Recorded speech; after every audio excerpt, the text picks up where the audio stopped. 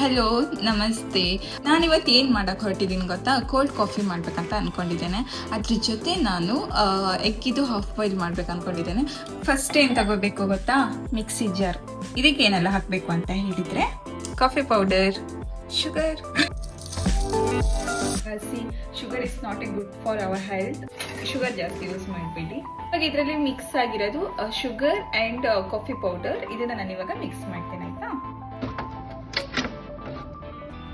Ice cube. Okay, ಒಂದು glass ತಗೊಂಡ್ಬಿಟ್ಟು ನಾವು ಅದೇನು ಮಿಕ್ಸ್ ಮಾಡಿರ್ತೀವಲ್ಲ ಅದನ್ನ ಇದಕ್ಕೆ ಹಾಕೊಳ್ಳೋಣ, ಆಯ್ತಾ?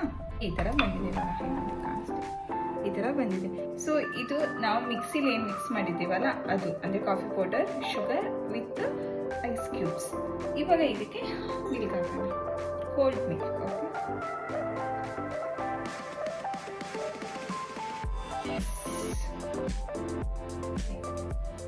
ಓಕೆ, ನಂದು ಹಾಫ್ ಬಾಯ್ಲ್ ರೆಡಿ ಆಗ್ತಾ ಇದೆ, ಆಯ್ತಾ? ತೋರಿಸ್ತೀನಿ.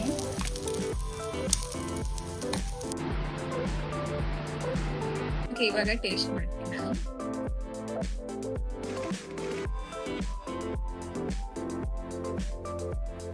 ಚೀಸ್.